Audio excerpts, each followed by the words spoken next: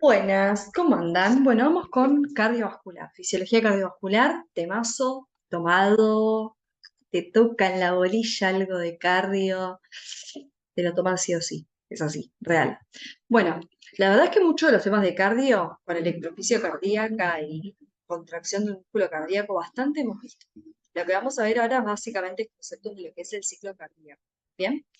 Un poco de generalidades de cardio, tenemos que decir que anatómicamente está constituido por el corazón, la sangre y el lugar por donde esa sangre va a ir, que son los vasos sanguíneos, bien, que tienen un circuito mayor y menor. No sé si alguno a lo mejor no se acuerda mucho de esto de anatomía, pero recuerden que el circuito menor es el que está comprendido entre el ventrículo derecho, el pulmón y la aurícula izquierda, y el circuito mayor es entre el ventrículo izquierdo, la aorta, todo el resto de los sistemas y el ventrículo derecho y la aurícula derecha. Bien, nadie les va a preguntar anatomía de esto. ¿Lo tienen que saber? Sí, por una cuestión de que todos tenemos que saber cómo se compone el circuito mayor y menor, pero la verdad es que no es algo de función, no es algo de física. Bueno, ¿cuáles son las funciones principales del aparato cardiovascular? Tiene una función distributiva y eso se da básicamente, es algo que se lo atribuye a la sangre. ¿Por qué? Porque sabemos que la sangre transporta gases, transporta moléculas para la nutrición, refiriéndonos a fuentes de carbono, principalmente para obtener ATP, moléculas que promueven el crecimiento, ya sean hormonas o factores de crecimiento, también desechos. Todo esto es una función que se le atribuye no al corazón, sino a la sangre. Bien, lo mismo que esto que está acá, la señalización química, las hormonas, neurotransmisores, todo eso es transportado por la sangre. Disipación de calor, eso tiene que ver con que el agua, que es el mayor componente de la sangre, en sus puentes de hidrógeno almacena calor, entonces distribuye la temperatura a lo largo del cuerpo y además una respuesta inflamatoria e inmunológica. Esto es una función del sistema cardiovascular, sí, pero son todas atribuidas al componente de la sangre, ¿sí? Nos faltaría, quizás fue error mío ponerlo, capaz por darlo por hecho, pero distribuir, digamos, todo a asegurar la perfusión de los tejidos es el rol del corazón, bien, a través del bombeo. Antes de pasar a hablar de conceptos de la fisiología o de la forma en la que funciona el corazón, vamos a hablar un par de definiciones, vamos a dejarlas claras porque va a pasar que yo ahora voy a empezar a decir volumen minuto, volumen sistólico, entonces todos tenemos que tener en claro qué significa. Bien, el volumen latido, que es lo mismo que decir volumen sistólico, es la cantidad de sangre que eyecta el corazón en un latido. Bien, o en una sístole, latido y sístole sería lo mismo.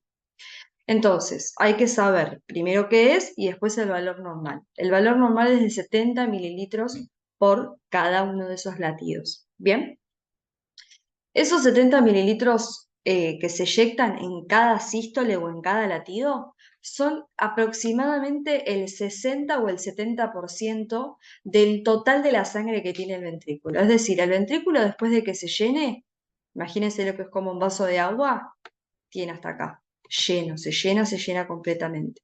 Cuando se termina de llenar, eso se conoce como volumen diastólico final, que es lo que está acá abajo. El volumen diastólico final o el volumen telediastólico es en la cantidad de sangre que tiene el ventrículo luego de la fase de llenado. ¿Bien? Ahora, cuando ese ventrículo se contrae para eyectar la sangre, va a eyectar el 70%. El 70% de esa sangre que se eyecta se lo conoce como fracción de eyección y corresponde a los 70 mililitros que son del volumen sistólico. Ahora, este residuo que queda en el corazón siempre, que es el volumen residual, es esto que aparece acá, esta definición. Fíjense cómo les expliqué todas las definiciones de un tiro. Cuando vos hablas de la cantidad de sangre que tiene el corazón, cuando se termina de llenar, se conoce como volumen telediastólico o volumen diastólico final. El 60 o el 70% de eso es el volumen sistólico, el 30% restante que queda en el ventrículo se lo conoce como volumen residual. Y el volumen sistólico, ¿sí? El volumen sistólico que es la cantidad de sangre eyectada por el corazón en un minuto, perdón, en un latido, cuando vos lo multiplicas por la cantidad de frecuencia cardíaca, la cantidad de veces que tu corazón late en un minuto, llegás al volumen en el minuto, que es lo mismo que gasto cardíaco. ¿bien? Que es la cantidad de sangre que eyecta el corazón en un minuto, ¿sí? Entonces, ¿cómo vos calculás la cantidad de sangre que eyecta el corazón en un minuto?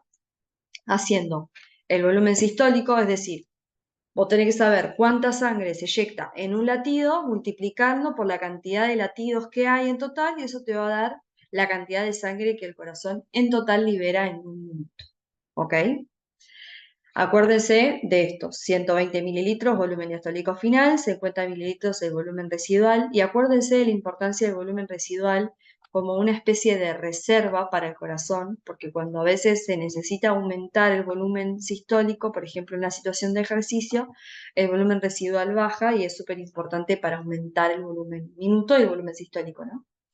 El volumen sistólico y el volumen minuto. Bien, entonces, el volumen minuto que es lo más importante. Todo esto que les dije de las primeras tres definiciones son parte del vocabulario que yo necesito que manejen y que todos me sigan rápido. Cuando yo diga volumen diastólico final, todos me sepan decir 120 mililitros, cantidad de sangre que queda en el ventrículo después de la fase de llenar. O sea, que sea medio robótica la definición, ¿ok? Que le salga fluido. Ahora, esto, ¿cómo se calcula el volumen minuto, cuyo valor normal es de 5 litros minuto o 5.000 mililitros? Esto es una persona que pesa 70 kilos. Eh, la forma que vos tenés de calcular el volumen minuto es haciendo volumen sistólico por frecuencia cardíaca. ¿Bien? ¿Qué pasa? Yo quiero que tengan en cuenta algo. A ustedes les pueden preguntar esto mismo con la pregunta que diga, ¿cuáles son los determinantes del volumen minuto? Capaz no te dicen cómo podés calcular el volumen minuto. Ahí vos vas a decir frecuencia cardíaca por volumen sistólico, o volumen sistólico por frecuencia cardíaca. Ahora, si te dicen cuáles son los determinantes, vos tenés que decir, los determinantes del volumen minuto son el volumen sistólico, es decir, la cantidad de sangre inyectada por el corazón en un latido, y la frecuencia cardíaca, es decir, la cantidad de latidos que tiene el corazón en un minuto. Bien, los dos son los dos determinantes del volumen minuto, pero se relacionan de forma directa. ¿Qué quiere decir? Aumenta la frecuencia cardíaca, aumenta el volumen minuto. Aumenta el volumen sistólico, aumenta el volumen minuto. ¿Bien? Ese volumen minuto que dijimos que para una persona de 70 kilos es de 5 litros por minuto, de 5.000 mililitros por minuto, no va a ir para todos los órganos por igual. Bien, se va a distribuir, el 85% va a ir para la circulación sistémica, el 10% para el pulmón y el 5% se queda en el corazón en forma de volumen residual. Ahora, ese 85% que va para la circulación sistémica va a ir un 25% para el riñón, un 10% para el vaso, ahí no está escrito el vaso, anótenlo, un 15% para el cerebro, un 15% para el músculo. Esto es en condiciones de reposo, porque cuando hacemos ejercicio, el volumen minuto que le llega a cada tejido cambia mucho. Baja, por ejemplo, el del riñón, baja el del hígado, sube el del músculo, sube el del corazón. Esto lo vamos a ver cuando veamos la clase de ejercicio. ¿Bien? Así que acuérdenselo. Bueno, ahora que ya hablamos de las definiciones y dejamos claras estas cosas, vamos a hablar un poco de lo que es la hemodinamia. ¿Bien? De hemodinamia vamos a decir dos cosas, nada más, porque es lo más importante y lo que les pueden llegar a preguntar antes de pasar a ciclo cardíaco, que es lo central de esta clase y lo que ustedes no pueden dejar de saber. ¿Qué es lo que vamos a decir de hemodinamia? Primero la vamos a definir, sabemos que es una ciencia que estudia las leyes físicas de la circulación sanguínea. Hemo viene de sangre, dinamia viene de movimiento, ¿sí? Eso tiene leyes físicas que determinan cómo se mueve la sangre en nuestro sistema cardiovascular. ¿Bien? Y cuando esta ciencia de la hemodinamia te habla de qué depende de que haya flujo, es decir, que haya movimiento, por eso dinamia de sangre, va a depender de diferencias de presiones y de resistencias variables. ¿Bien? ¿De qué forma? El caudal que hace referencia a este flujo, siempre que nosotros hablemos de un flujo expresado en una unidad de tiempo, hablamos de caudal. Por ejemplo, el volumen minuto es un caudal, porque es un volumen, es 5 mililitros, perdón, 5 litros o 5.000 mililitros, pero es un volumen en unidad de volumen, bien, en una unidad de tiempo, en este caso que es un minuto. Bien, entonces cuando nosotros hablamos de la hemodinámica, que es esa ciencia que estudia la forma en la que la sangre se mueve, nosotros sabemos que lo que determina de que exista flujo es las diferencias de presiones de forma directa y la resistencia de forma inversa. ¿A qué nos referimos con delta P o diferencia de presiones? Nos referimos a algo que nos va a acompañar durante todos los temas que veamos de acá en adelante, que es que el flujo de sangre, de aire, de lo que sea, siempre va a ir desde donde hay, yo les anoto todo para que ustedes lo copien, más presión a donde hay menos. Eso siempre. ¿Sí? Siempre el flujo del aire, de la sangre, siempre va a favor, es decir, va desde donde hay mucho a donde hay poco, siempre, ¿ok? Entonces la diferencia de presión surge justamente de matemáticamente, hasta se acuerdan de matemática, que cuando hablábamos de diferencia en matemática nos referíamos a una cuenta de menos. Bueno, vos por ejemplo, tenés que la sangre tiene que ir desde las arterias hasta las venas, ¿no? Bueno, por qué sucede eso? Bueno, es porque la presión de las arterias es mucho mayor que la de las venas. Entonces, cuando vos haces presión de la arteria menos presión de la vena, eso es la diferencia de presión, te va a dar alta, porque siempre que la presión de un lado supera la del otro, el flujo va a ir desde donde hay más hasta donde hay menos. Por otro lado, otro de los determinantes del flujo es la resistencia, que esto también lo vamos a ver bastante. La resistencia hace referencia a una fuerza, la definición de resistencia es fuerza que se opone al flujo. Fuerza que se opone al flujo. ¿Sí? Por eso, nosotros a la resistencia, dentro de los determinantes del flujo, lo ponemos abajo, ¿no? En el denominador. ¿Por qué? Porque si hay mucho más fuerza que se opone al flujo, o sea, más resistencia, menos flujo. Por eso se llama resistencia, se resiste a que pase la sangre. Ahora, ¿de qué depende de que un vaso sanguíneo tenga más resistencia, o sea, menos ganas de que esa sangre pase, o menos resistencia? Bueno, va a depender del radio del vaso, ¿bien? Va a depender completamente del radio. Esto del radio y la resistencia lo vamos a ver bien en la clase de presión arterial, bien, que es la que sigue, que creo que tocaría el día 4. Esa la vamos a ver bien, bien, bien ahí. Lo que nosotros vamos a hablar acá es, acuérdense, para ya tenerlo medio en cuenta para la clase de mañana. El radio de los vasos se relaciona inversamente con la resistencia. Y tiene sentido. Si la resistencia es esa fuerza que se opone a que la sangre pase, y va a estar relacionada inversamente con el radio. ¿Qué quiere decir? Cuando las arteriolas o los vasos sanguíneos se contraen, es decir, el radio se hace chiquitito, aumenta la resistencia, porque cuanto más chiquitita sea la luz del vaso, más se va a oponer al flujo, entonces más resistencia va a tener. Por lo tanto, el radio se relaciona de forma inversa a la resistencia, o sea, cuanto más radio, bien, cuanto más grande esté esa arteria o ese vaso por donde vos quieras que pase la sangre, menos resistencia va a tener, porque está grande, quiere que pase tranquila la sangre, ¿sí? Entonces menos fuerza que se opone. Ahora, cuanta menos fuerza que se opone, menos resistencia, más flujo va a haber. Bien, acuérdense siempre de esa relación. Y acá hay una pregunta, que esto también les va a servir para tenerlo en cuenta para la clase del día 4, la clase de la presión arterial, que a veces suelen preguntar qué es lo que sucede con los capilares. ¿Por qué preguntamos a veces puntualmente y nos detenemos a hablar de los capilares? Bueno, porque los capilares sabemos que tienen un radio muy pequeño.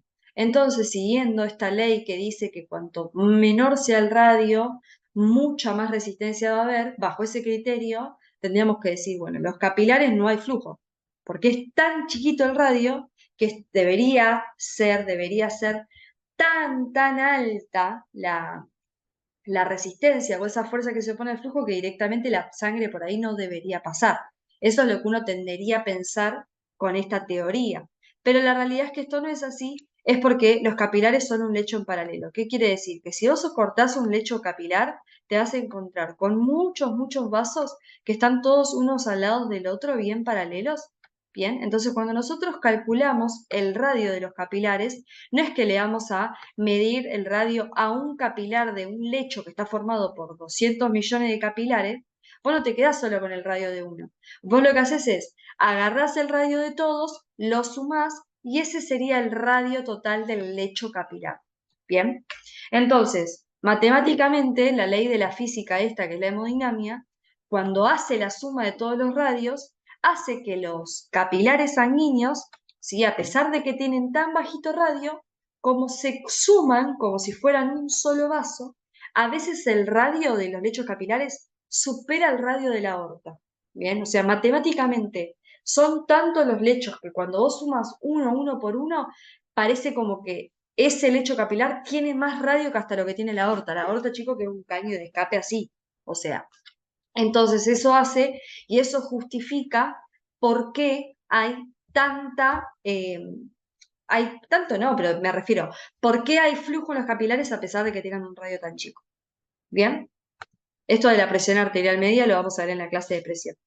Ahora sí, vamos a lo más importante de la clase esta, que es lo de ciclo cardíaco. El ciclo cardíaco, o sea, cuando nosotros nos referimos al término ciclo cardíaco, estamos haciendo referencia a un montón de cosas, ¿sí? En breves palabras, podríamos decir que un ciclo cardíaco es una diástole más una sístole. De ahora en más, siempre que hablemos de diástole, el corazón está relajado y siempre que hablemos de sístole, el corazón está contraído. ¿Bien? El corazón, específicamente el ventrículo. Vamos a ver después medio por qué me refiero específicamente al ventrículo. Porque no siempre que el ventrículo está contraído, la aurícula está relajada. De hecho, cuando el ventrículo está contraído, la aurícula no está relajada, no está contraída. Ahora lo vamos a ver. Cuestión. El ciclo cardíaco comprende la diástole y la sístole, pero en realidad va mucho más allá de eso. Comprende eventos mecánicos, ¿sí? Mecánico haciendo referencia a la contracción, ¿eh? Con todo lo que vimos de contracción cardíaca, ¿no? Eso es forma parte del ciclo cardíaco. No es que todo el ciclo cardíaco es contráctil, porque gran parte del ciclo cardíaco el corazón está relajado, pero eh, eventos mecánicos hacen referencia a la contracción y a la relajación. También comprende los fenómenos eléctricos. ¿A qué me refiero? Bueno, a que la célula, el miocardio-miocito, tiene una fase 4, una fase 0, una fase 1, una fase 2, una fase 3 del potencial de acción. El nódulo tiene sus propias fases de despolarización también, o de potencial de acción, más la conducción de eso, el automatismo. Todos esos elementos eléctricos que vimos en la electrofisiología cardíaca también forman parte de un ciclo cardíaco.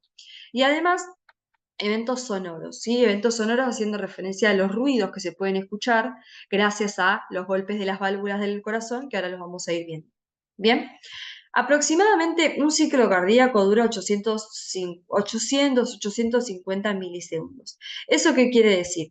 Que en un minuto entran aproximadamente 70, 80. La realidad es que entre 60 y 120 ciclos cardíacos por minuto está bien, ¿sí? Entre 60 y 120 ciclos cardíacos por minuto está bien. Eso te va a determinar que la frecuencia cardíaca, que es lo que definimos como la cantidad de latidos del corazón en un minuto.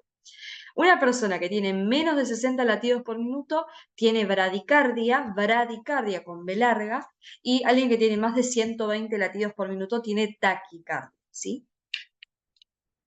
Ahora, 800 milisegundos dura un ciclo cardíaco. Esto que decimos de todos los eventos que comprenden a un solo ciclo cardíaco. Bueno, a grandes rasgos nosotros podemos dividir a que 300 milisegundos son de la sístole y 500 milisegundos son de la diástole. ¿Sí? Acuérdense que el corazón está más tiempo relajado que contraído. Es como que está relajado, junta fuerzas, se llena y después se contrae un tiempito y después se vuelve a relajar. Está más tiempo contraído que relajado. Bien. Si eventualmente nosotros aumentáramos la frecuencia cardíaca, nos vamos de estos valores normales, ¿sí? Aumentamos más de 120 latidos por minuto, lo que empieza a pasar es que un ciclo cardíaco va a seguir durando 850, en realidad no, dura menos, se acorta, pero lo que sucede es que empieza a aumentar el tiempo que dura la sístole y empieza a disminuir el tiempo que dura la diástole. ¿Bien? Perfecto. Entonces, a grandes rasgos vamos a dividir a que el ventrículo puede estar contraído te vamos a decirle a eso sístole ventricular, o puede estar relajado y a eso le vamos a decir diástole ventricular. Bien, cuando hablamos de diástole, nos estamos refiriendo a dos fases diferentes. En estas dos, el corazón va a estar relajado porque está en diástole. Relajación isovolumétrica y fase de lleno. Ahora, por otro lado, cuando el corazón está en sístole, podemos hablar de la contracción isovolumétrica y la fase de eyección. Bien, no podemos nunca hablar de que el ciclo cardíaco arranca con la fase de llenado, la contracción, porque como justamente es un ciclo, es decir, cuando termina vuelve a empezar, no podemos determinar específicamente cuándo arranca y cuándo termina. Así que ojo a la hora de hablar de esto y hablar en la oratoria, cuídense un poco con las palabras, vieron que a veces las palabras nos juegan medio en contra. Si ustedes dicen arrancan tal, les van a llamar la atención porque todo ciclo no tiene ni comienzo ni fin. ¿Bien? Bueno, ahora lo que vamos a hacer de ahora en más es analizar estas cuatro fases que acabamos de nombrar, de las cuales dos son de sístole o de contracción ventricular y dos son de diástole, en diferentes gráficos, ¿sí? Yo sé que a veces los gráficos son poco amigables. Uno ve un gráfico o ve una fórmula y le parece poco amigable, no le gusta, se asusta, siente que no lo va a entender. No, yo quiero, quiero que juntos entendamos que los gráficos y las fórmulas están en realidad para ayudarnos, no para complicarnos, ¿sí? Así que vamos a aprovechar al máximo eh, la descripción de los gráficos para poder ver, pausa para tomar agua, para poder ver eh, bien estas cuatro fases de las que acabamos de nombrar. Bien, ya les digo, vamos a ver varios gráficos de la mecánica cardíaca. Vamos a ver, por ejemplo, este gráfico donde vamos a analizar el volumen en el eje de las X y en la presión que existe en el ventrículo en el eje de las Y. Después vamos a ver otro gráfico donde vemos en el eje de las X el volumen del ventrículo, pero en vez de poner en el eje de las Y la presión, ponemos tiempo, perdón, al revés, ponemos tiempo en el eje de las X y volumen en el eje de las Y. Siempre vamos a hablar de lo mismo, de diástole y de sístole, o sea, de fase de llenado y fase de relajación isovolumétrica y también de contracción isovolumétrica y fase de eyección. ¿Sí? Vamos a arrancar con este gráfico que está acá. Bueno, con respecto al gráfico de volumen, presión ventricular, lo primero que tienen que saber es en dónde se ubican en el eje, ¿no? El volumen de la sangre que hay en el ventrículo se pone en el eje de las X y se expresa en mililitros, mientras que la presión que hay en el ventrículo se expresa en el eje de las X, en el eje de las Y, perdón, en milímetro de mercurio, ¿ok? Eso es lo primero que tienen que ubicar. Después, lo que nosotros vamos a tratar de ubicar en este gráfico es las diferentes fases del ciclo cardíaco, que habíamos dicho que dos pertenecían a la sístole y dos a la diástole. Si yo trazo una línea de acá a acá, acá arriba va a estar todo lo que es las fases de la sístole y acá van a estar las fases de la diástole. ¿Bien? Lo que les pueden preguntar de este gráfico son varias cosas. Primero, que vos sepas decir que hay en el eje de las X, en el eje de las Y, a qué corresponde cada fase. Estas letras marcadas con A, B, C, D, E, F, también te pueden preguntar a qué corresponden. Bien, a la hora de arrancar a hablar de este gráfico, ustedes pueden arrancar a hablar del punto que quieran. Pueden arrancar desde C, pueden arrancar desde D, pueden arrancar desde E, porque como habíamos mencionado, esto es un ciclo, entonces no tiene comienzo ni fin, por lo tanto yo no puedo decir, bueno, arranco desde A porque arranca en A. Se pone el número, la letra A, por una cuestión de hacerlo más ordenado, pero no es que acá en A arranca el ciclo o arranca la fase del cardíaca, ¿ok? Entonces, yo voy a arrancar explicando desde A, pero porque me queda más cómodo. Ustedes pueden pedirles que arranquen desde D y no van a tener ningún problema. ¿Bien? ¿Qué es lo que sucede en A? Fíjense, vamos a ubicarnos en el gráfico. En A, nosotros tenemos un volumen, el volumen más bajo en el ventrículo al que se puede llegar, que es 50 mililitros que corresponden al volumen residual, haciendo memoria, un poco de lo que habíamos hablado en las definiciones al inicio de la clase. Esto hace referencia al volumen residual y estos 20 milímetros de mercurio, porque estamos en el ventrículo izquierdo, después vamos a ver que si este dibujo correspondería al lado derecho, eh, vamos a ver que los valores son diferentes en el eje de las Y, pero en el eje de las X no, porque Acuérdense que todos los volúmenes son iguales para el ventrículo derecho y para el ventrículo izquierdo. Claramente lo que pasó acá es que el ventrículo se terminó, digamos, ya eyectó la sangre y ahora está empezando en el periodo diastólico, relajado, a querer llenarse de nuevo. ¿Me siguen? Eso es lo que sucede en A. El corazón le quedaron 50 mililitros por minuto y su presión cayó muchísimo. ¿Bien? Gracias a que la presión cayó mucho, en A nosotros tenemos que la presión del ventrículo es menor que la presión de la aurícula. Bien, eso es lo que sucede en A. La presión del ventrículo es mayor que la presión de la aurícula. Eso permite que se abra la válvula aurículo-ventricular. En este caso izquierda porque estamos hablando del lado izquierdo. Entonces, se abre la válvula aurículo-ventricular. Bien, izquierda en este caso. Gracias a que la presión del ventrículo es mucho menor que la de la presión de la aurícula. Entonces piensen que si yo tengo ventrículo izquierdo, aurícula izquierda, y se abre la válvula aurículo-ventricular, que es lo que sucede en A, bien, la sangre que está en la aurícula va a empezar a pasar al ventrículo, porque se abrió la válvula. Entonces entramos en la fase de llenado ventricular, que la fase de llenado ventricular es la que aparece acá en lila, en color lila en el apunte, ¿no? Yo se las voy a dibujar acá con rosita para que siga más o menos el mismo color. Esto es la fase de llenado. Bien. En la fase de llenado, entonces, se da gracias a la apertura de la válvula auriculoventricular, que es ese evento que sucede en A, y lo que nosotros podemos decir de la fase de llenado es que tiene, fíjense que la vamos a dividir en un tercio inicial y en un tercio final, ¿bien? Los 2 tercios iniciales se dice que es la fase de llenado pasiva. ¿Por qué? Porque el solo hecho de que haya más presión en la aurícula que en el ventrículo promueve que vaya la sangre de la aurícula al ventrículo. Aparte por la fuerza de gravedad, se abre la válvula, la sangre cae para abajo y abajo está el ventrículo. Entonces, los primeros 2 tercios de la fase de llenado es una fase de tipo pasiva. ¿Bien? Luego se vuelve activa. Aclaración, todo lo que yo estoy diciendo está redactado acá abajo. Nadie tiene que copiar absolutamente nada. ¿Ok? Solo prestarme atención. Bien, entonces, los 2 tercios iniciales de la fase de llenado es pasivo porque la sangre corre, digamos, desde la aurícula al ventrículo sin que haya una fuerza, ¿sí? Sin hacer fuerza. Solamente esta diferencia de presión permite el flujo. Ahora, en el tercio final, fíjense que se eleva un poco la presión del ventrículo, porque vos te vas de 20 milímetros de mercurio a un poquito más, eso se lo conoce como la patada auricular. La patada auricular sucede gracias a que la aurícula, en la fase final de llenado ventricular, se contrae. Bien, se llama sístole auricular, o sea, se contrae la aurícula. O sea que acá nosotros estamos registrando la presión del ventrículo, pero tenemos que acordarnos de que la aurícula se va a estar contrayendo ahí.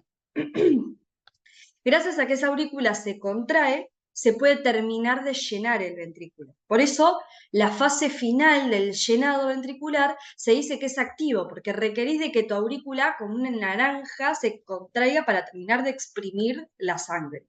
¿Sí? Entonces, primeros 2 tercios iniciales de la fase de llenado pasivos y el tercio final es activo gracias a que se requiere la contracción de la aurícula, que se conoce como sístole auricular o patada auricular. ¿Ok? Que es eso que se ve al final, en la elevación de presión. Acá en C, ¿qué es lo que pasó en C? Bueno, como justamente hubo una patada auricular, ¿no? Entonces subió la presión del ventrículo, porque la sangre fue como con más fuerza y te golpeó la pared y subió la presión del ventrículo. Fíjense que cuando se eleva esa presión, ahora lo que antes había iniciado con una presión del ventrículo más chica que la presión de la aurícula se invierte. La presión del ventrículo ahora es mayor a la presión de la aurícula. Entonces, la válvula aurículo-ventricular se va a cerrar, o sea, va a pasar esto. La válvula auriculoventricular va a pasar de estar abierta a estar cerrada. La justificación es las presiones. Para que se abra la válvula auriculoventricular, la presión de la aurícula tiene que ser mayor a la del ventrículo. En el punto C, que es cuando la presión del ventrículo supera la de la aurícula, entonces se cierra la válvula auriculoventricular. Entonces, el evento que sucede en C es eso. Es el cierre de la válvula auriculoventricular. Y los cierres de las válvulas siempre generan ruido. ¿Por qué? Ustedes piensen que las válvulas medio se superponen así. Entonces, cuando se abren no pasa nada, no se chocan y no hacen ruido, ¿sí? Cuando se cierran es como que se golpean las válvulas porque son más largas. Entonces, cuando se cierra se golpea y eso genera ruidos que nosotros los podemos escuchar con el estetoscopio, ¿sí? Entonces, cuando se cierra la válvula auriculoventricular, se da origen al primer ruido cardíaco. Ruidos cardíacos los vamos a terminar de hablar en un ratito, ¿ok? Acuérdense, la apertura de las válvulas no genera ruido. Cuando se abren las válvulas y eso se escucha, es patológico, ¿sí? Es completamente patológico, porque básicamente se debe a que esas válvulas están duras y no es normal que estén calcificadas y duras, ¿sí? Así que es patológico escuchar la apertura de una válvula. Se conoce como clic o chasquidos, pero es patológico, nunca va a ser fisiológico. Bien, cuando se cierra la válvula auriculoventricular, que es eso que sucede en C, automáticamente el ventrículo se empieza a contraer, o sea, entra en sístole. ¿A qué fase de la sístole? A la contracción isovolumétrica. ¿Por qué se llama isovolumétrica esa contracción? Bueno, porque durante esa fase, fíjense que la presión del ventrículo, como el ventrículo se está contrayendo, aumenta la presión adentro del ventrículo, pero sin aumentar el volumen. El volumen te va a quedar siempre igual en 120 mililitros. Y dicho sea de paso, estos 120 mililitros van a corresponder al volumen diastólico final, que era lo que habíamos dicho hoy, que era de la cantidad de sangre que tenía el ventrículo al finalizar la fase de llenado o al finalizar la diástole. Entonces, a la contracción isovolumétrica, que es esta fase que va desde C hasta D, se llama así porque justamente aumenta la presión a expensas de la contracción del ventrículo porque ya estás en sístole, pero como el volumen siempre se mantiene igual, se conoce como iso viene de igual y volumétrica de volumen. Bien, gracias a que durante la contracción isovolumétrica la presión del ventrículo aumenta, lo que sucede acá es que la presión del ventrículo va a ser mayor a la presión de la aorta. Bien, durante toda esta fase de contracción isovolumétrica, la presión de la aorta es mucho más grande que la presión del ventrículo. Pero gracias a que el ventrículo tiene una contracción isovolumétrica donde de a poquito va aumentando su presión, llega a un punto que supera la presión de la aorta, que es lo que pasa en D, y ahí se abre la válvula aórtica. Estoy hablando de aórtico porque estamos hablando de un gráfico del lado izquierdo, repito. Ahora vamos a hablar del derecho y vamos a decir qué es lo que tenemos que decir si te piden del lado derecho. Entonces, ¿qué sucede en D? La apertura de la válvula aórtica. ¿Bien? ¿Por qué? Porque la presión del ventrículo supera la presión del aurícula. Entonces, si yo tengo a la aorta acá, ¿no? Saliendo de la aurícula, che, quedó dibujado. Si yo tengo a la aorta acá, que sale del ventrículo, ¿no? Que tiene también su válvula. Ahora la presión del ventrículo es mayor a la de la aorta, entonces se abren esas válvulas. ¿Qué va a pasar con la sangre? Bueno, la sangre se va a querer ir de ahí. Y eso es lo que conocemos como eyección. Cuando la sangre se va del ventrículo, se dice que está eyectando la sangre. Esa fase de eyección, que es la otra fase de la sístole, ¿se acuerdan que la sístole tenía la fase de contracción isovolumétrica y la eyectiva? Es lo que sucede acá durante esta cúpula que tiene el gráfico. ¿Bien? Entonces, de D a F sucede la contracción, ¿sí? ¿Qué pasa con la... Sucede la eyección, quiero decir. ¿Qué pasa con la fase eyectiva? La fase eyectiva, fíjense, que en una parte inicial, la fase eyectiva inicial, se conoce fase eyectiva inicial o fase eyectiva rápida, aumenta la presión, ¿bien? Y después se llega a un punto máximo, eso es lo que corresponde a E es el punto máximo al que el ventrículo puede llegar de presión, y cuando se alcanza ese punto máximo, la presión empieza a caer, y eso se conoce como eyección lenta, fase eyectiva lenta, porque sigue saliendo sangre, pero con mucha menos velocidad, entonces baja la presión. Como baja la presión, lo que sucede acá es que otra vez la presión del ventrículo ahora es más chiquita que la presión de la aorta, entonces se cierra la válvula aórtica. Y como dije hoy, cuando se cierran las válvulas, se golpea y eso se escucha en ruidos. Entonces acá sucede el segundo ruido cardíaco. Bien, cuando vos cerrás la válvula aórtica y se escucha el segundo ruido, el corazón se deja de contraer, pasa a estar en diástole, o sea, pasa a estar relajado, e ingresa en la última fase de la diástole, que es la relajación isovolumétrica. Se llama relajación porque el corazón está en diástole, o sea, no está contraído, sino que se está relajando. Bien, y se llama isovolumétrica porque fíjense que lo que sucede durante esta fase es que la presión va bajando, va decayendo, decayendo, decayendo, pero el volumen siempre queda igual, siempre quedas en los 50 mililitros. Y claro, tiene sentido, porque la fase de relajación isovolumétrica arranca acá, que es cuando el corazón termina de eyectar. Entonces, como dijimos al principio de la clase, nunca se eyecta el 100%, se eyecta más o menos el 70% de esos 120 mililitros. Entonces, siempre te queda un volumen residual, que son esos 50 mililitros que se mantienen durante toda la relajación isovolumétrica, en donde sucede la bajada brusca de la presión del ventrículo hasta que otra vez la presión del ventrículo es más chica que la presión de la aurícula, se vuelve a abrir la válvula auriculoventricular, el corazón se vuelve a llenar y todo pasa una vez más. ¿Bien? ¿Qué pasa si eventualmente esto sucede a nivel del ventrículo derecho? Si esto fuera un dibujo del ventrículo derecho. Bueno, lo que va a suceder es, primero, todo lo mismo. O sea, el dibujo va a ser igual, va a tener la misma forma, en el eje de las X vas a poner volumen, solo lo que vas a cambiar es que en el eje de las Y tenés que poner presión del ventrículo derecho, también expresada en milímetros de mercurio. Como habíamos dicho hoy al inicio de la clase, los volúmenes del ventrículo derecho y el volumen del ventrículo izquierdo son siempre los mismos, ¿sí? Lo que pasa es que las presiones no son las mismas. ¿Por qué? Porque el ventrículo derecho tiene muy poco músculo comparado al ventrículo izquierdo. El ventrículo izquierdo tiene mucha masa muscular, el ventrículo derecho no, ¿sí? Aparte tiene sentido, porque el ventrículo derecho le bombea sangre solamente al pulmón, mientras que el ventrículo izquierdo, a través de la aorta, le bombea sangre a todo el cuerpo. Entonces necesitas mucho más masa y más presión. El ventrículo derecho no lo requiere tanto, aparte el pulmón está ahí medio al lado, medio vecino del corazón, así que no requiere tanta presión. Por lo tanto, la única modificación que vos vas a hacer si te piden dibujar el gráfico derecho es poner presiones acá más baja, en vez de 5, en vez de 2, 20 milímetros de mercurio, el valor más bajo al que se alcanza es de 5, y el valor más alto suele ir entre 20 y 30 según la bibliografía. Estos valores también cambian según la bibliografía, ¿eh? Yo les puse los que más o menos ponen en el teórico. Bueno, entonces, van a poner que hay 50 mililitros de volumen residual, 120 mililitros de volumen diastólico final, solo que la presión, perdón, acá, me confundí yo, la presión máxima a la que el ventrículo puede llegar, acá 120, es 30 milímetros de mercurio con toda la furia.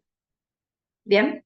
Y ahora, lo otro que tienen que aclarar es, cuando acá me dicen en A se abre la válvula auriculoventricular, me tienen que decir válvula auriculoventricular derecha. Acá me tienen que decir se cierra la válvula auriculoventricular derecha, acá me tienen que decir se abre la válvula pulmonar de la arteria pulmonar, porque el lado derecho sería la válvula pulmonar, no la aórtica, y acá se cierra la válvula pulmonar. Bien, simplemente eso. Igual les van a tomar el izquierdo, ¿eh? Yo porque si no les salen tan con un martes 13 y no saben ni qué decir, y es más o menos es lo mismo haciendo estas salvedades. Bien. Bueno, acá está todo explicado lo que les dije. Sí les dejo algo, un testimonio, un chico de final que rindió conmigo, que le preguntaron sobre la fibrilación auricular. Fue media chota la pregunta por el hecho de que le dijeron, eh, háblame de lo que pasa con el gráfico del ciclo cardíaco, el volumen presión, cuando hay fibrilación auricular. Igual el segundo año no tenés ni puta idea que es la fibrilación auricular, la verdad no, a lo mejor lo escuchaste nombrar o tenés un familiar que tuvo eso, pero no sabés lo que es. Entonces, por si les llegan a saltar con eso, yo acá les dejo un poquito qué es la fibrilación auricular. Básicamente es una arritmia, la arritmia se da cuando el corazón no late de forma rítmica, ¿bien? Literalmente le agarra un cortocircuito real a la aurícula y empieza a contraer de forma descoordinada. Lo cual te afecta muchísimo. ¿Por qué? Porque ustedes piensen que la coordinación de las cámaras del corazón es lo que permite que todo este ciclo funcione bien. Entonces, cuando la aurícula se contrae al final de la fase de llenado, es lo que permite que el ventrículo se llene adecuadamente para que después se contraiga y eyecte. Entonces, imagínate si de repente tu ventrículo sigue eyectando de forma rítmica y tu aurícula está así, con un cortocircuito. Bueno, no me va a salir claramente hacerlo coordinado, pero tu ventrículo está bien, eyectando de forma normal, y tu aurícula está así, en corto. Ta, ta, ta, ta, ta, ta. Bueno, entonces, claramente vas a tener un problema. La fase del ciclo cardíaco que se va a afectar, claramente va a ser la fase de llenado si hay una fibrilación auricular. Porque vos dependés, sobre todo en la fase final, de la contracción de la aurícula rítmica. Imagínate cómo vas a dibujar la fase de llenado. Si tenés una fibrilación auricular y tu aurícula está en corto. Así, la vas a dibujar toda descoordinada y como no se va a llenar bien, entonces va a eyectar mal el corazón y te queda todo el gráfico completamente desparejo. Pero lo que te van a preguntar es qué fase se afecta y acuérdense que se afecta la fase de llenado, porque es de donde dependés de la aurícula para que se comprenda. Bien, vamos con otro gráfico, que es el gráfico donde en el eje de las X vamos a poner tiempo y en el eje de las Y vamos a poner volumen. Bien, fíjense, esto que está acá, en rosa, corresponde a la fase de llenado, o sea que es diástole, ¿no? Esto que está acá, con chiquitita, esa rosa un poquito más oscuro, es la contracción isovolumétrica, o sea que es sístole. Esta naranjona corresponde a la fase de eyección y esta verde chiquitita corresponde a la relajación isovolumétrica. Y ahora luego la rosa, la llegada.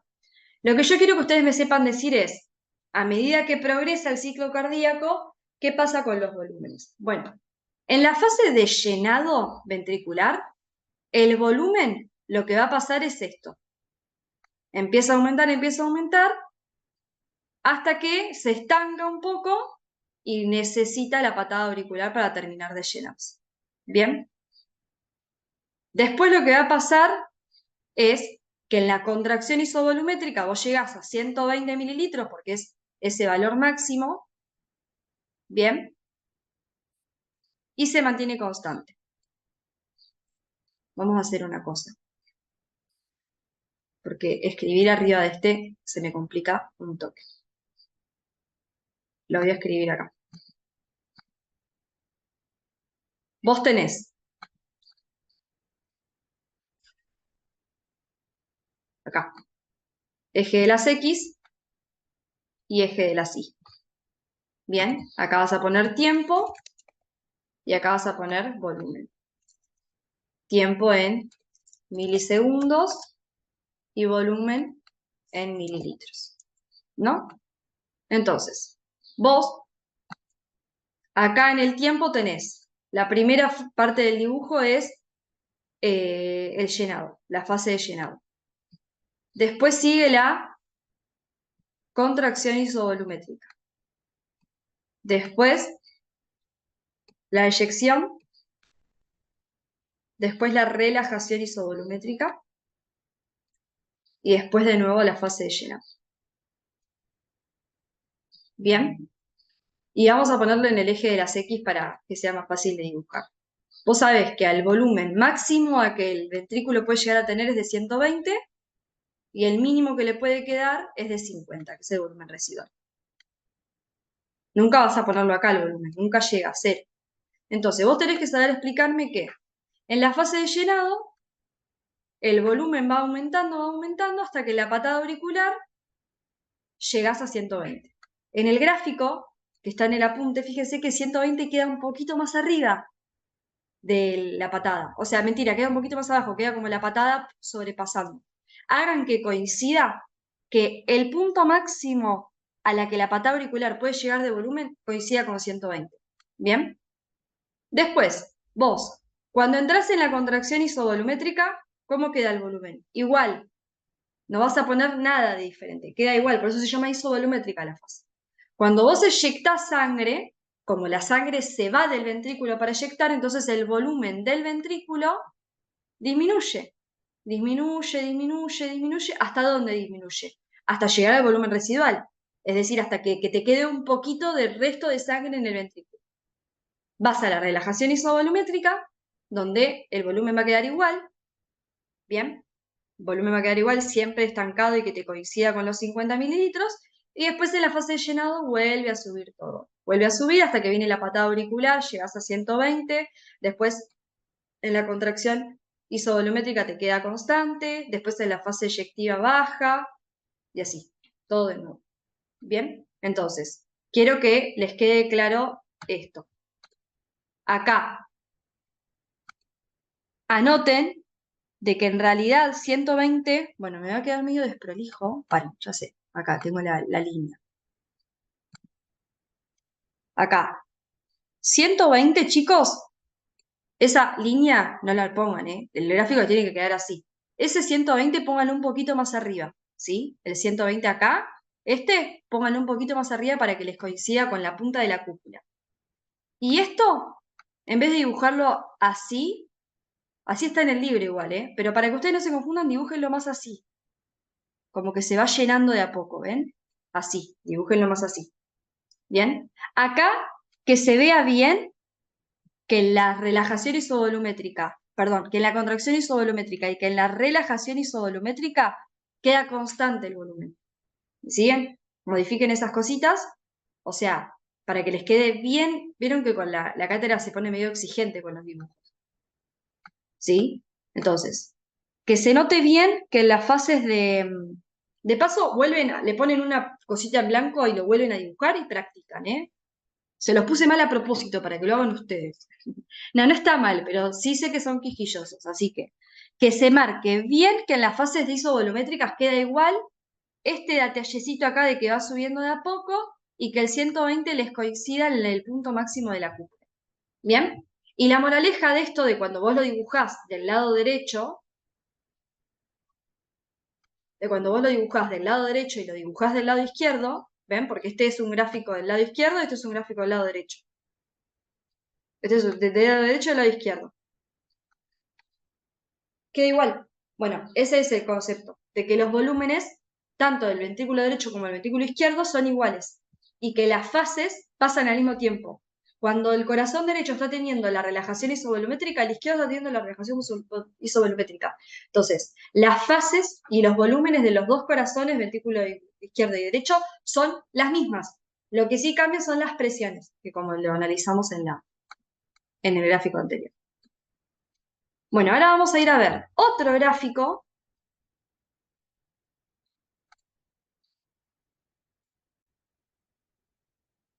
Bueno, este gráfico es más de lo mismo, es decir, analiza las diferentes fases del ciclo cardíaco, las 4 fases del lado derecho y lado izquierdo. Bien, ahora lo que vamos a poner en el eje de las X es tiempo, bien, y en el eje de la Y presión. Lo que pasa es que la presión, no le vamos a poner la presión del ventrículo como lo hicimos en el primer gráfico que analizamos. Acá vamos a analizar la presión de las 3 estructuras involucradas en el ciclo cardíaco, que son principalmente la arteria que sale del ventrículo, que el lado izquierdo va a ser la aorta y el lado derecho va a ser la pulmonar, la aurícula y el ventrículo. O sea, vamos a ir viendo cómo son las presiones de la aurícula, el ventrículo y la arteria, ya sea la aorta o la pulmonar, a medida que progresa el ciclo cardíaco. Bien, fíjense, esta fase que está acá, que es la rosa clarita, es la fase de llenado ventricular. Bien, recordemos hoy lo que pasaba cuando había llenado. El llenado se permitía gracias a que se abría la válvula aurículo-ventricular, tanto del lado derecho como del lado izquierdo. ¿Ok? Voy a explicar primero el lado izquierdo y después hago las diferencias con el derecho. ¿Qué pasaba en la fase de llenado? Bueno, en la fase de llenado, gracias a que se había abierto la válvula auriculoventricular, porque la presión del ventrículo era más bajita que la presión de la aurícula, se podía permitir el llenado, ¿no? Entonces, eso es lo que yo quiero que vean ahí. En celeste está dibujada la presión del ventrículo. En rosa clarito está dibujada la presión de la aurícula y en rojo la presión de la arteria, que el lado izquierdo va a ser la aorta. Entonces, fíjense, el ventrículo, que es esta rosa, está abajo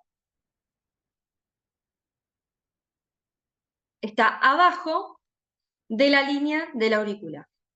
Porque como dijimos hoy, durante la fase de llenado, la presión de la aurícula supera la del ventrículo. Después la aurícula tiene la patada auricular, sube la presión de la aurícula, entonces también va a subir la presión del ventrículo, como que se ve en el gráfico, hasta que entramos en esta fase de acá de la sístole, que es la contracción isovolumétrica. ¿Qué pasaba en la contracción isovolumétrica? ¿Por qué entrábamos en contracción isovolumétrica? Gracias a que como la presión del ventrículo supera la presión de la aurícula, se cierra la válvula auriculoventricular y el corazón se empieza a contraer. Entonces, claro, la presión del ventrículo se dispara. ¿Se acuerdan que en la contracción isovolumétrica el volumen quedaba igual, pero la presión aumentaba como loco? Entonces, por eso el gráfico se va tan para arriba. En cambio, la presión de la aurícula, que si bien durante la fase de llenado había sido mayor que la presión del ventrículo, durante la contracción isovolumétrica y el resto del ciclo cardíaco siempre se va a permanecer muy baja, hasta que otra vez entras en la fase de llenado del próximo ciclo y ahí sí vuelve a superar la del ventrículo. ¿Ok? Esto que está acá. Entonces, termina la contracción isovolumétrica. El ventrículo aumentó mucho, mucho su presión. ¿Hasta cuándo aumenta la presión el ventrículo? Hasta que puede superar la de la aorta. La aorta es una arteria que tiene mucha presión. Fíjense dónde estuvo la presión de la aorta en la fase de llenado. ¡Fua! Súper, súper arriba estuvo. ¿Me siguen? Entonces, lo que sucede acá es lo siguiente. Cuando termina la contracción isovolumétrica, ¿se acuerdan que el ventrículo sube tanto su presión que supera la presión de la aorta y se abre la válvula aórtica? Bueno, eso es lo que se ve acá, que la presión de la aorta es menor a la de la presión del ventrículo. Fíjense, cuando termina en este punto, acá, que es cuando se abre la válvula aórtica, tuki, permite la fase de eyección, por eso la presión del ventrículo queda así. ¿Bien? Y la presión de la aorta también sube. Hasta que la presión de la aorta, fíjense lo que pasa acá, que acá se cierra la válvula aórtica. Fíjense lo que pasa ahí. La presión de la aorta es mayor de nuevo que la del ventrículo. Entonces se cierra la válvula auriculoventricular, escuchás el segundo ruido y listo. ¿Bien? Ahora, fíjense lo que sucede con la presión del ventrículo, en la relajación isovolumétrica, que es esa fase que está en verde. El ventrículo, el volumen quedaba igual, pero acá no estamos analizando volumen, estamos analizando presión. Y la presión en la fase de relajación isovolumétrica bajaba un montón. ¿Hasta cuándo? Hasta que de nuevo la presión de la aurícula supera la del ventrículo y se puede abrir y permitir la fase de llenado nuevamente. O sea, lo que analizamos hoy acá, lo que analizamos hoy en el gráfico y que yo les ponía la presión de tal es mayor a tal, es lo que estoy tratando de graficarles acá. ¿Ok? Y vieron que les dije que a veces hay discrepancias eh, con los valores. Bueno, van a encontrar en alguno de los libros, que el valor en el cual se abre,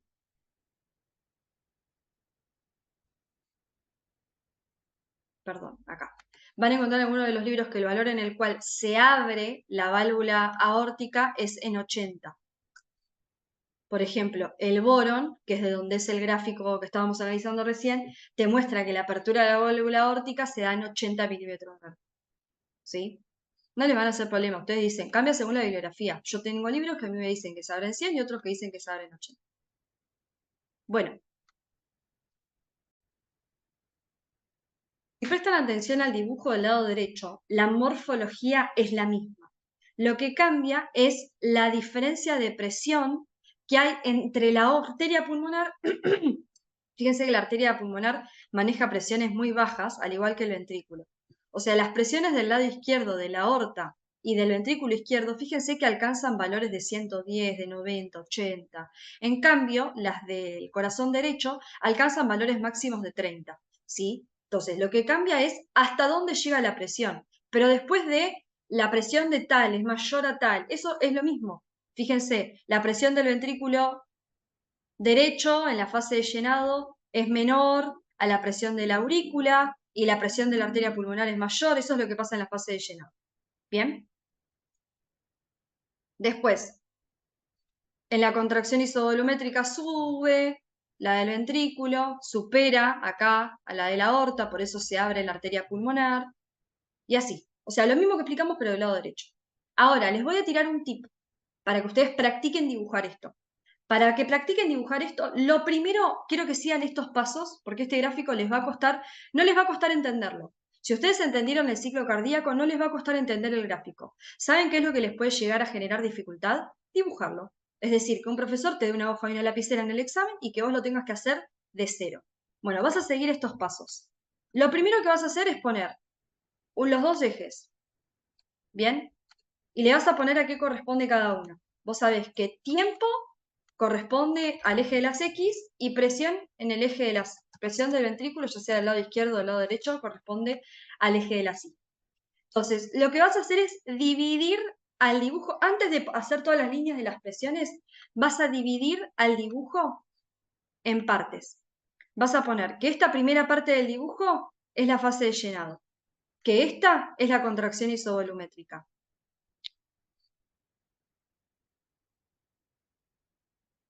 Ay, no me... Acá. Que no me deja dibujar, ahí está. Ay, no me deja dibujar. Ahí está. Que esta es la contracción isovolumétrica. Que esta es la fase de eyección. Y que esta es la fase de relajación isovolumétrica. ¿Me siguen? Entonces, esta es la fase de llenado. Esta es la fase de contracción isovolumétrica. Esta es la fase de eyección. Y esta es la fase de relajación isovolumétrica. Y esta es de nuevo la fase de llenado del próximo ciclo cardíaco. Entonces vos ahí vas a empezar a practicar. Tenés que saberme dibujar en los 4 sectores cómo está la presión de cada uno. Bien, sabés que la presión del ventrículo, al final de la fase llenada, no te olvides de la patada auricular, está más, o sea, en verde ahí les dibujé el ventrículo, ¿no? Ahora les dibujo en rojo la aurícula. De nuevo la patada, pero acuérdense, la aurícula tiene más presión que el ventrículo. Y siempre y cuando esto sea del lado izquierdo, la aorta siempre tiene más presión que cualquiera de esos. ¿Bien? Ahora, en la contracción isovolumétrica, ¿qué pasa en la contracción isovolumétrica? Bueno, en la contracción isovolumétrica, la presión del ventrículo ahora es mayor que la presión de la aurícula, fíjense, y la presión del ventrículo empieza a subir. ¿Empieza a subir hasta dónde? Hasta que supera a la presión de la aorta, que es cuando se abre la válvula auriculoventricular. Entonces, ahora en la fase eyectiva, la presión del ventrículo era más grande que la presión de la aorta. Y la aurícula siempre, pobrecita, se quedó ahí abajo, ¿vale? Tuvo su protagonismo y tuvo más presión en la fase de llenado, ¿no? ¿Bien? Y así. O sea, practíquenlo ustedes solos, dibujarlo con toda la explicación, pero haciéndolo fase por fase. ¿Sí? Bueno, vamos a hablar de los ruidos cardíacos. Como algo mencionamos, nombramos al primero, nombramos al segundo, pero vamos a hablar puntualmente de esto porque hay una bolilla que dice ruidos cardíacos. Entonces, ¿cómo empezar a hablar si no te preguntan ciclo cardíaco y ahí me chalo de los ruidos, sino si te lo preguntan, digamos, solo ruido cardíaco? Bueno, lo que vas a decir vos es que los ruidos cardíacos son eventos sonoros que suceden en el ciclo cardíaco, ¿bien? Que nosotros los vamos a escuchar principalmente ante el cierre de las válvulas. Son 4 ruidos cardíacos. Tenemos el primer ruido cardíaco. A ver ahí. Ahí está. Tenemos el primer ruido cardíaco, que siempre son 4 ruidos cardíacos. De esos ruidos cardíacos nosotros tenemos que decir, primero, qué corresponde, ¿bien? O sea, qué es lo que emite ese ruido que vos, a través de la superficie corporal con un estetoscopio, los podés ocultar. ¿Qué es lo que produce ese ruido? Segundo, me tenés que decir si es fisiológico o es patológico. Es decir, ¿es normal que ese ruido esté ahí? Si es normal, es fisiológico. Ahora, si se debe a una enfermedad o se puede deber a una enfermedad, vamos a decir que es un ruido patológico. Con respecto al primer ruido, siempre es fisiológico el primer ruido. ¿Ok? O sea, es normal que lo escuches. De hecho, si no lo escuchás, es patológico. ¿Bien? Se da por el cierre de las válvulas. Siempre cierre, nunca apertura. Ningún ruido por apertura de una válvula puede ser fisiológico. Se origina entre el cierre de las válvulas auriculoventriculares. Las dos, tanto como dijimos hoy, el ciclo cardíaco del ventrículo derecho y el ventrículo izquierdo suceden de forma simultánea. ¿Ok? Entonces, cuando uno se cierra la válvula auriculoventricular derecha, se cierra automáticamente la válvula auriculoventricular izquierda también. ¿Bien? Entonces vos cuando escuchás el ruido, el primer ruido, lo escuchás de las dos al mismo tiempo. Entonces vos vas a decir que el primer ruido cardíaco se debe por el cierre de las válvulas auriculoventricular derecha e izquierda. Bien, y bueno, como ya sabemos, marca el comienzo de la sístole ventricular. Sí, eso es obvio, porque dijimos que cuando se cerraba la válvula auriculoventricular, arrancaba la contracción isovolumétrica, que era la primera fase de la sístole. El segundo ruido cardíaco también es fisiológico. Sería patológico si vos no lo escuchás, y corresponde por el cierre de las válvulas sigmoideas, tanto de la pulmonar como de la aórtica, porque suceden al mismo tiempo. ¿Sí? Cuando se cierra la válvula aórtica, se está cerrando la válvula pulmonar. ¿Qué pasa? El segundo ruido tiene la posibilidad de desdoblarse. ¿Qué significa? Que vos podés escuchar primero el cierre de la válvula aórtica y apenas un poquito después el cierre de la válvula pulmonar. Siempre y cuando vos le digas al paciente que inspire. Le decís que inspire y le querés ocultar y escuchás como un desdoblamiento. Hablando con cardiólogos y con médicos, cursando clínica médica y demás, jamás se ocultó el desdoblamiento del segundo ruido, chicos. Tenés que tener un oído biónico para escucharlo. Pero bueno, la bibliografía de fisiología nos dice que se puede desdoblar. Eso se da porque cuando nosotros inspiramos, retrasamos la llegada de la arteria pulmonar a la sangre, al pulmón, digamos, ¿no? Porque retrasa el lado derecho, que sería el circuito pulmonar o el circuito menor, haciendo que se cierre un poquito después la válvula pulmonar. Y marca el fin de la sístole ventricular, porque cuando hoy dijimos que cuando se cerraba la válvula aórtica o pulmonar, empezaba la fase de relajación isovolumétrica, que eso es la diástole, o sea que la sístole termina ahí. ¿Bien? En el teórico hablan de que nosotros a los ruidos cardíacos, que son dos, lo escuchamos como dum tac, dum tac, dum tac, dum tac. Se dice que dum es del primer ruido y el tac es del segundo. Bien. El tercer ruido cardíaco, que es un ruido que también puede aparecer, se lo considera fisiológico o patológico dependiendo de quién lo escuches. Es fisiológico en personas menores de 18 años, patológico en personas mayores de 18. Hay algunas personas de la cátedra que mencionan de que hasta los 30 años puede ser considerado fisiológico. Los profesores, o sea, los que tratan pacientes con cardiopatías y demás, una persona de 30 años con un tercer ruido es patológico, ¿sí? Así que yo les puse el punto de corte que está en el libro, que es 18 años, que es más o menos, y lo que te hace, o sea, lo que te genera el ruido es la fase de llenado. Cuando se llena el ventrículo, vibra y eso lo escuchás. Se conoce como tercer ruido cardíaco. ¿Bien? ¿Por qué es fisiológico en menores de 18 años? Bueno, porque si vos escuchás la vibración del ventrículo cuando se está llenando, ¿bien? En una persona menor de 18 años que se supone que es un nene, que tiene las paredes del ventrículo débil, porque todavía es un nene chiquito, vos decís, bueno, es normal, porque el ventrículo está débil, entonces es normal que escuche cuando se llena. Por lo tanto, se puede considerar fisiológico, ¿no? Ahora, en esas personas donde el corazón tiene que estar fuerte, como lo es en un adulto, si vos escuchás el llenado, lo que me estás queriendo decir es que ese ventrículo está débil, en una persona que no debería estar débil. Entonces es cuando se considera patológico el tercer ritmo. ¿Bien? Origina el ritmo del galope es el dum tac tac, vieron que decimos que lo fisiológico es dum tac, bueno, cuando hay un tercer ruido es dum tac tac, ¿bien? Y es patognomónico, cuando ustedes lean algo en medicina que diga es patognomónico, significa que es indicativo, ¿sí? Es patognomónico.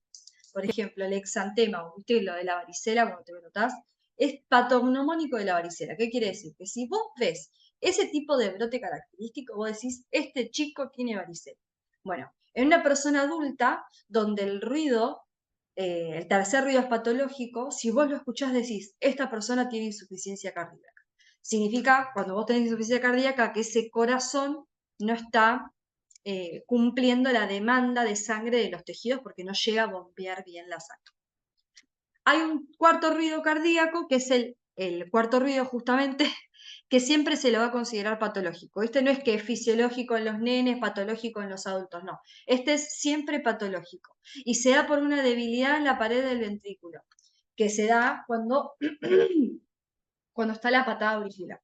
O sea, la patada auricular, chicos, es fisiológica. La contracción del auricular al final de la fase de llenado del ventrículo para que se termine de llenar es fisiológica. Lo que es patológico es que vos lo escuches, ¿ok?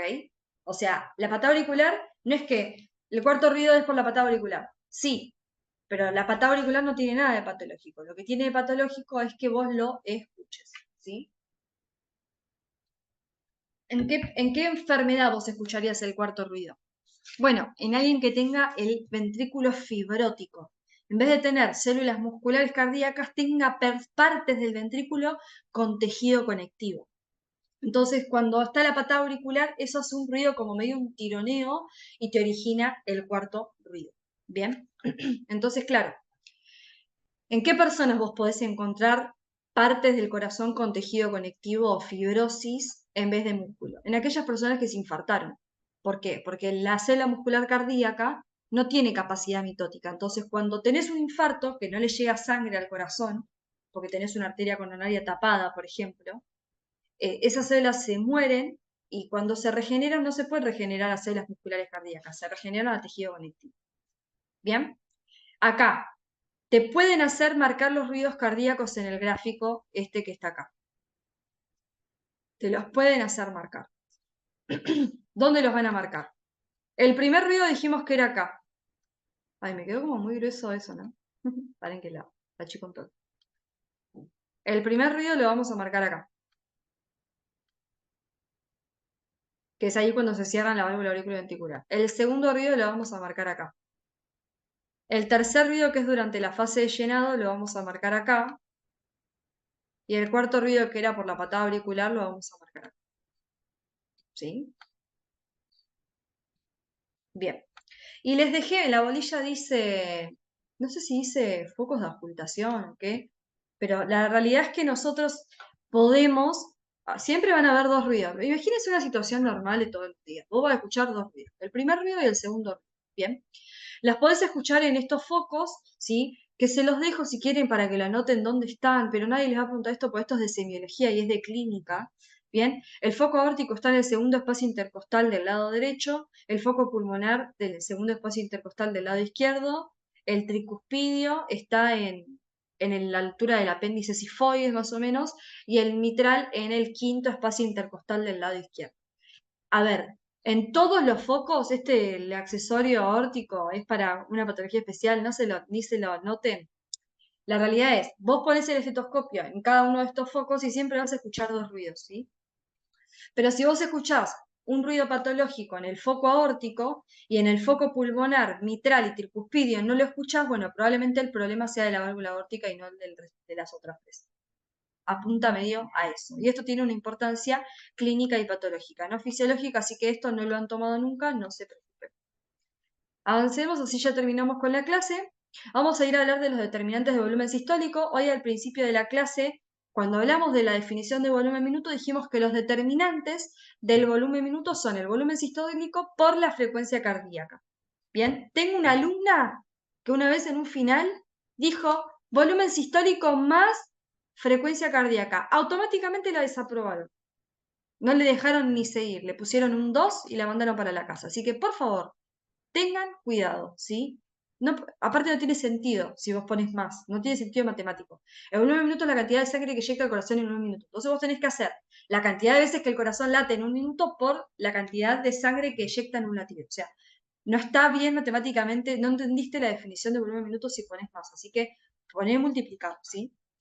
Los determinantes de la frecuencia cardíaca son el automatismo y el sistema nervioso autónomo, que te puede tener un efecto cronotrópico positivo, cronotrópico negativo. Esto ya lo vimos en la clase del día 2, en el electrofisio cardíaca. ¿Sí? Así que, saludos.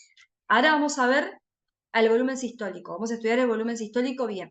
El volumen sistólico depende, a su vez, de tres cosas: de la precarga, la poscarga y la contractilidad, que es eso lo que vamos a ver ahora. ¿Bien? ¿De qué forma? Depende de la precarga, de la poscarga y de la contractilidad.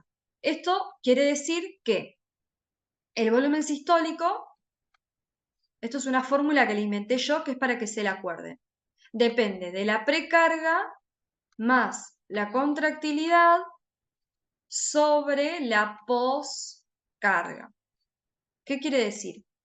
Que si aumenta la poscarga, como está inversamente relacionado con el volumen sistólico, va a bajar el volumen sistólico. ¿sí? Ahora, si baja la poscarga, sube el volumen sistólico. Pero la precarga y la contractilidad se relacionan de forma directa.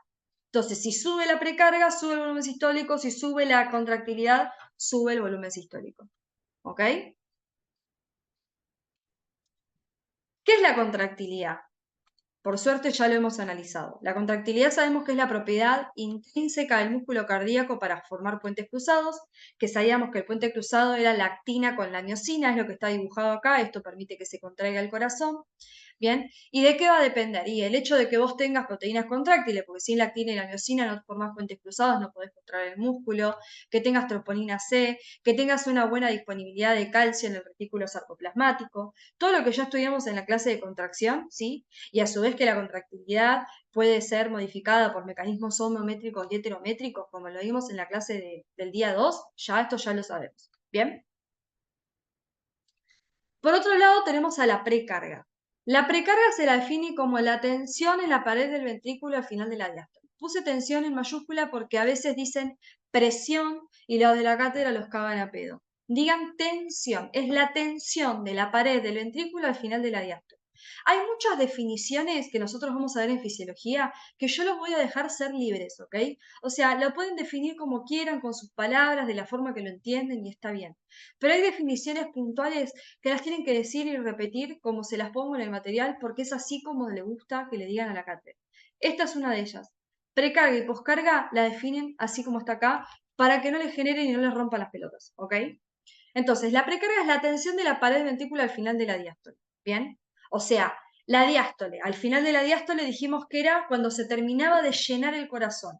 Esa tensión que hay en el ventrículo cuando se termina de llenar el corazón es la precarga, ¿bien? Y es la tensión que ejerce el volumen diastólico final, porque al final de la diástole está justamente el volumen diastólico final, que era de 120 mililitros, eso genera una tensión sobre la pared y a esa tensión le ponemos el nombre de precarga, ¿bien?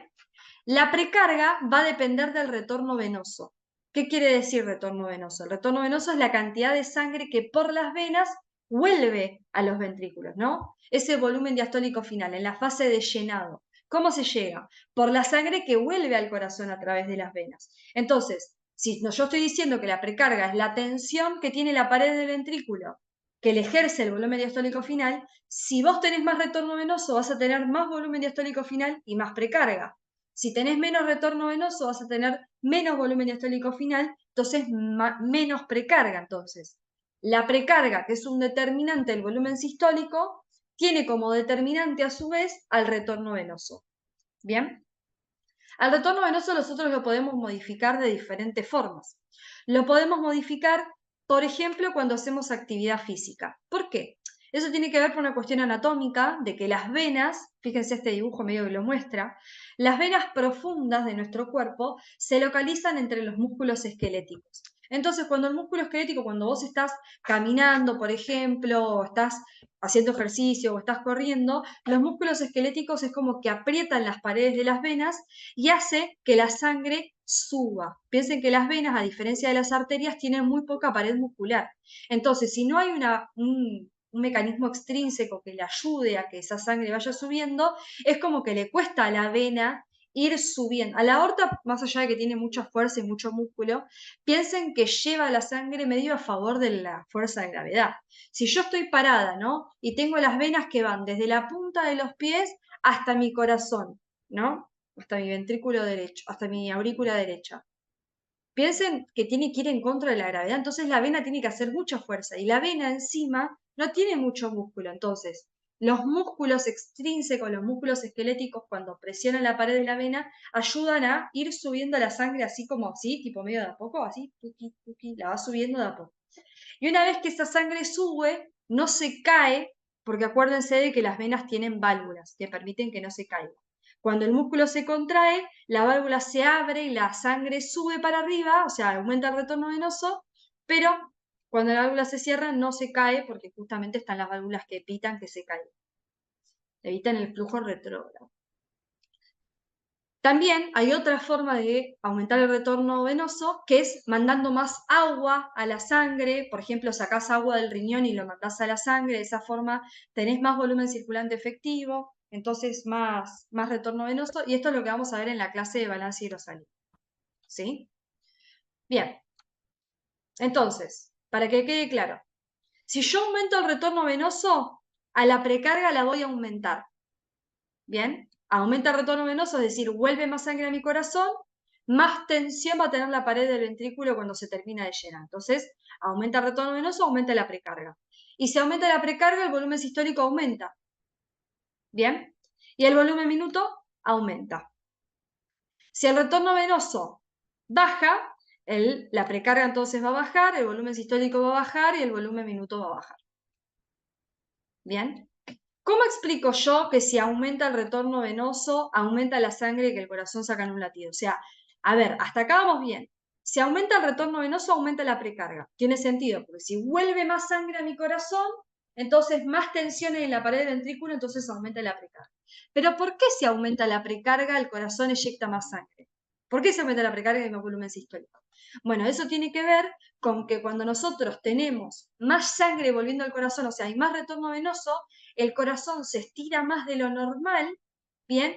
¿Y se acuerdan qué era lo que le pasaba al corazón cuando se le estiraban las fibras? ¿Se acuerdan del mecanismo de Frank Starling, que es lo que quiero que me pongan acá?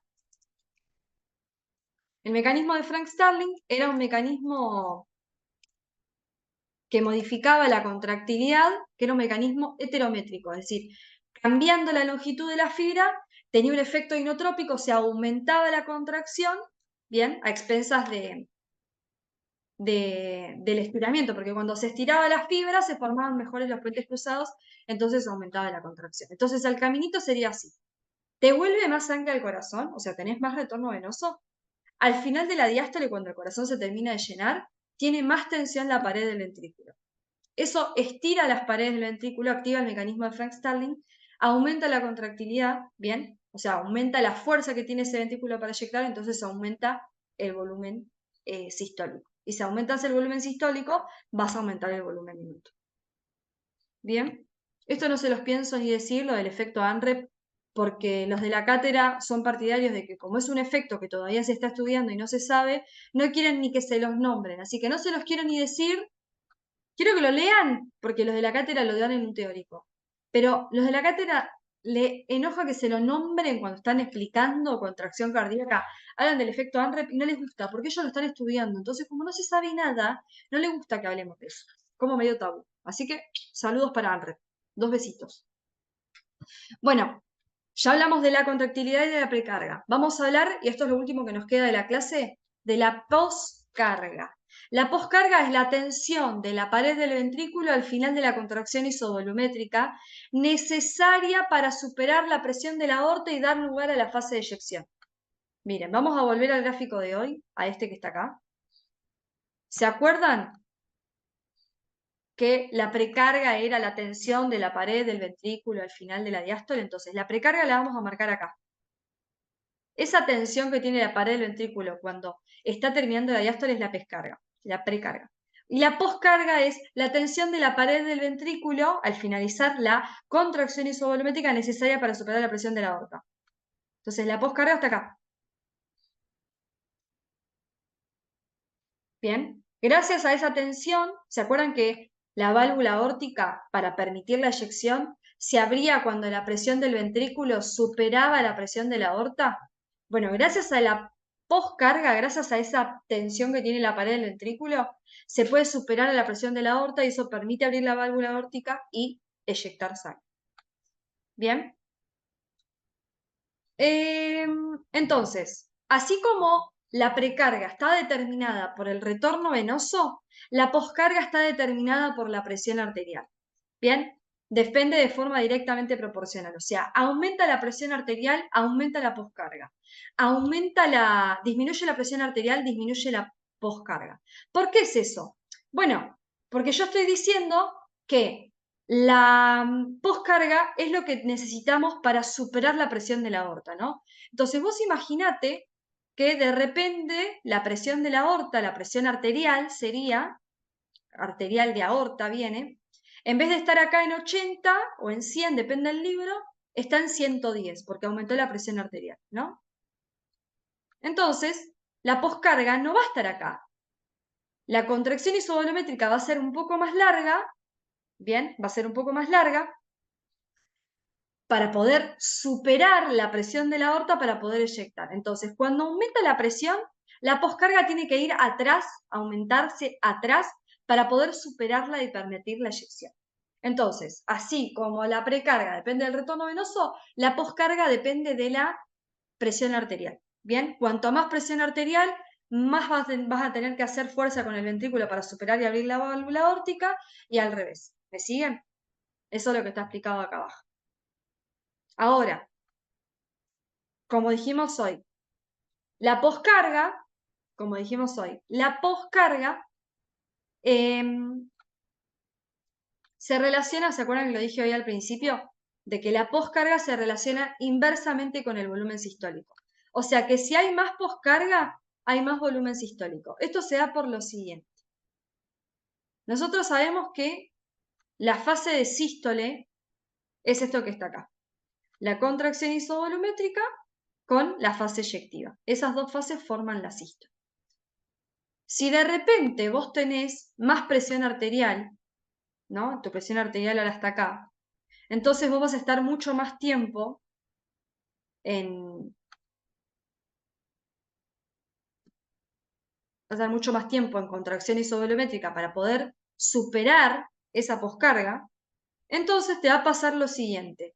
Vas a dividir la sístole. Vos es como que la sístole o la contracción del ventrículo tiene una fuerza, ¿no? Y la mitad va para la contracción isovolumétrica y la otra mitad para hacer eyectar la sangre. Si de repente vos estás más tiempo en contracción isovolumétrica, porque tenés que seguir aumentando la presión para poder superar la presión de la aorta para abrir, entonces te queda menos fuerza para la fase de eyección. Entonces la fase de eyección queda mucho más corta, ¿ok?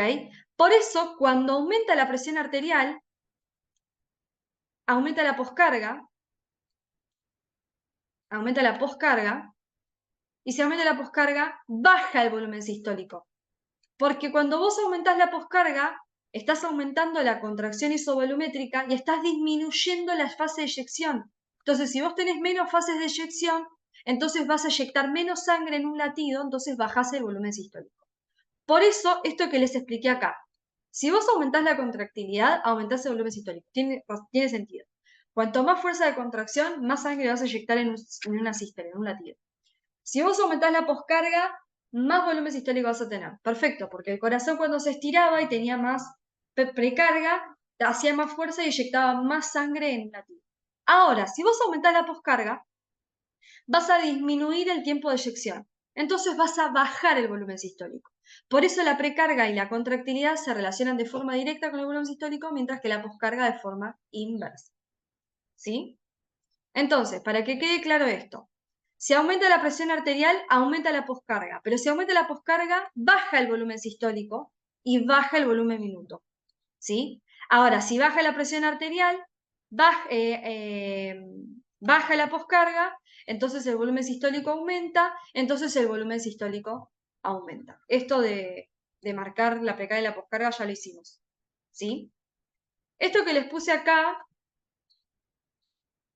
es algo para que no se vuelvan muy locos, ahora lo vamos a charlar en el gráfico, igual no le den mucha bolilla si no se confunden. Pero lo que les quiero mostrar es este gráfico de acá.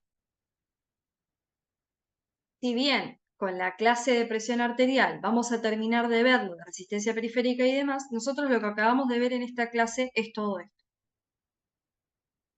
Acabamos de ver todo esto. Acabamos de ver los determinantes del volumen minuto, que dijimos que eran el volumen sistólico por la frecuencia cardíaca, que depende del automatismo y del sistema nervioso autónomo, y el volumen sistólico depende directamente de la precarga y de la contractilidad e inversamente de la poscarga. La precarga depende del retorno venoso, la poscarga de la presión arterial y la contractilidad de los mecanismos homo y heterométricos. ¿Sí? Este algoritmo ténganlo en cuenta. ¿Sí?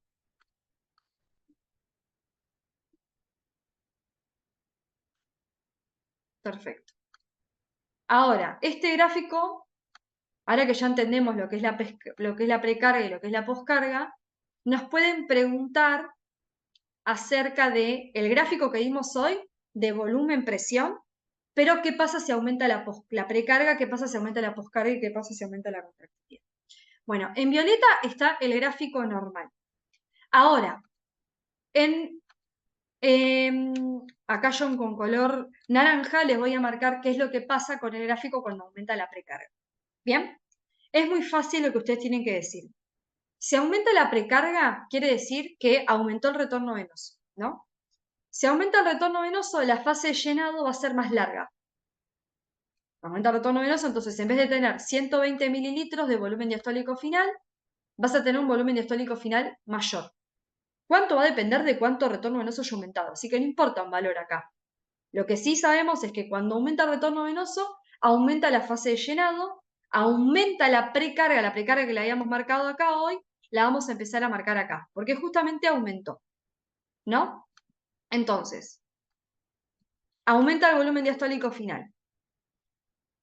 La contracción isovolumétrica va a quedar igual, no cambia la contracción isovolumétrica, y la fase de eyección es mayor. ¿Ven? Que es mucho más grande que la violeta, que es la original. ¿Por qué? Por lo que habíamos explicado de que cuando hay más volumen diastólico final, se estiraba el corazón y generaba más volumen sistólico. ¿Sí? O sea, aumenta la precarga, aumenta el volumen sistólico. Entonces, lo que te muestra este gráfico de acá es que ante un aumento de la precarga, lo que se ve es que aumenta el periodo eyectivo y el periodo de llenado, lo que explica que aumenta el volumen sistólico. ¿Bien? Ahora, fíjense qué pasa cuando aumenta la poscarga. Cuando aumenta la poscarga, dijimos que la poscarga normalmente la ponemos acá, ¿no? Antes de que se abra la válvula aórtica. Si vos de repente aumentó la poscarga porque aumentó la presión arterial, entonces quiere decir que vas a aumentar la fase de contracción isovolumétrica en búsqueda de superar esa presión de la aorta que aumentó. Y fíjense cómo, como vos tardaste más en abrir la válvula aórtica, o sea que estuviste más tiempo haciendo contracción isovolumétrica, lo que sucedió es que el periodo eyectivo dura mucho menos. ¿Lo ven? Dura mucho menos que el violeta, que es el original. Eso genera que la relajación isovolumétrica sea mayor, porque vos vas a tardar más tiempo en bajar la presión, porque aumentaste mucho más la presión acá. Bien, entonces lo más importante de esto es que cuando hay un aumento de la poscarga, como aumenta la contracción isovolumétrica, entonces disminuye el periodo eyectivo y baja el volumen sistólico. Ahora, este gráfico de acá muestra qué es lo que pasa cuando aumenta la contractilidad. Si aumenta la contractilidad, quiere decir que el corazón va a eyectar mucho mejor, y si eyecta más el corazón y aumenta el volumen sistólico, fíjense cómo disminuye el volumen residual. El volumen residual, que es de 50, cuando vos tenés más eyección, va a bajar. Baja el volumen residual. ¿Bien? Entonces, en el gráfico de aumento de la contractilidad se tienen que acordar que aumenta la fase eyectiva, entonces baja el volumen residual. ¿Bien? Bueno, nada. Cualquier cosa, me avisan. Hasta acá llegamos. Les mando un beso.